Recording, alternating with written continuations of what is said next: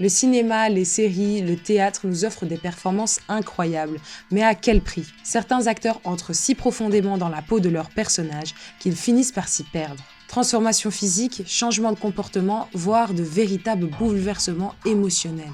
Mais pourquoi cela arrive-t-il ? Et pourquoi certains semblent savoir s'en protéger, tandis que d'autres sombrent ?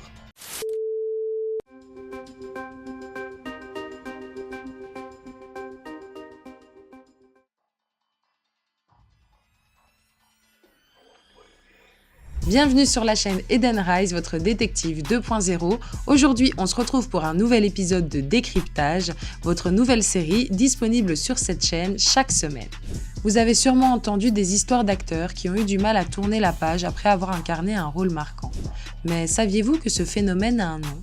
On l'appelle le syndrome d'identification au rôle. Aujourd'hui, on plonge dans ce sujet fascinant entre anecdotes de tournage, émotions profondes et analyse psychologique. Chapitre 1. Qu'est-ce que le syndrome d'identification au rôle ? Très récemment, vous l'avez peut-être vu dans votre feed ou votre actualité, Ariana Grande et Erivo interrogent sur leur physique et leur comportement étrange. En effet, les deux stars sont à l'affiche du film sorti il y a peu en salle, Wicked. Mais depuis ce tournage, elles sont méconnaissables et ont pour le peu eu des transformations physiques que peu de personnes arrivent à comprendre. Mais qu'en est-il vraiment ?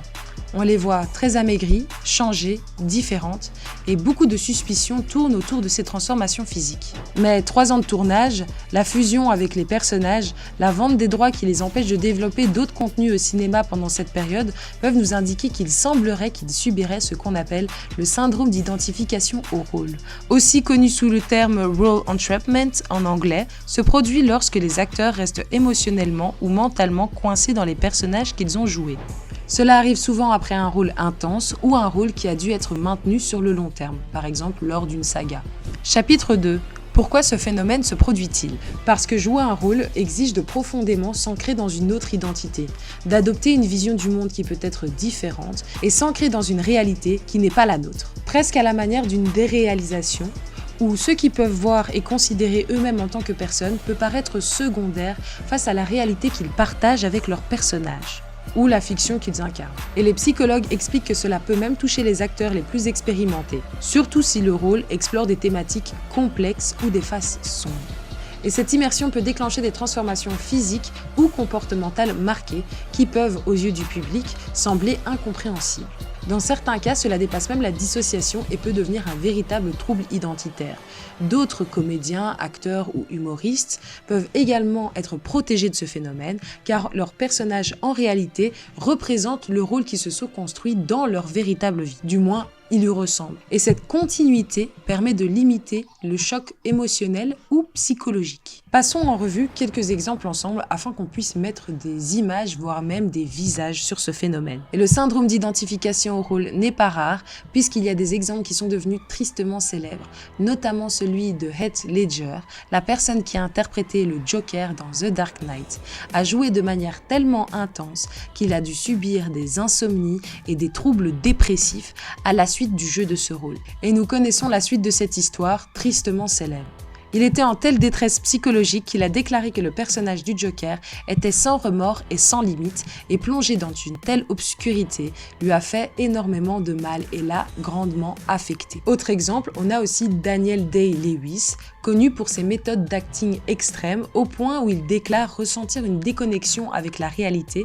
C'était notamment le cas pour son rôle lorsqu'il incarnait Lincoln. Il a déclaré être resté dans la peau du président durant des mois et des mois sans pouvoir s'en détacher, adoptant son accent et même ses manières hors du tournage. Et à la fin du projet, il a avoué qu'il lui a fallu du temps avant de pouvoir se retrouver. Sarah Paulson, dans un registre différent, a avoué faire énormément de cauchemars suite au rôle qu'elle incarnait dans American Horror Story. Et si vous vous y connaissez un petit peu, elle incarne en général des rôles vachement traumatisants. Ces exemples montrent qu'incarner un personnage peut être très épuisant, mais peut également ébranler les fondations d'identité même en tant qu'acteur.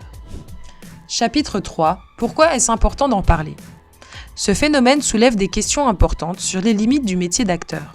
Jusqu'où peut-on aller pour rendre un rôle crédible ? L'immersion totale, bien qu'efficace pour la performance, expose parfois l'acteur à des risques psychologiques. La déréalisation, un symptôme décrit par des experts en santé mentale, peut se manifester par un sentiment d'étrangeté vis-à-vis de soi-même ou même de son environnement, notamment lorsque l'acteur passe trop de temps dans la tête de son personnage. Comme par exemple Michael B. Jordan, qui après Black Panther a parlé de thérapie pour sortir de son rôle et se reconnecter à la vie quotidienne. Cela montre qu'il commence à avoir un éveil de conscience dans le milieu et que les gens se rendent compte qu'une thérapie post-tournage est nécessaire après un rôle intense. Et ça nous rappelle qu'en tant que spectateur, un rôle intense peut très souvent dépasser le cadre de la performance. Et que derrière chaque transformation physique ou comportementale après un tournage se cache en réalité un humain avec des émotions et une manière de pouvoir peut-être recevoir le temps d'adaptation vis-à-vis de son rôle. Le syndrome d'identification au rôle, c'est parfois le prix lourd à payer pour incarner des personnages inoubliables au cinéma. Bien que cette immersion émotionnelle soit impressionnante à l'écran, elle soulève des enjeux humains profonds. Dans la prochaine vidéo, on ira encore plus loin pour analyser et explorer les outils et les techniques que les acteurs utilisent afin de naviguer entre ces deux mondes. Alors, dites-moi, quel rôle vous a marqué au point de ne plus voir l'acteur ou l'actrice de la même manière? Merci d'avoir regardé cette vidéo qui est en réalité une première partie sur l'identification des rôles chez les acteurs.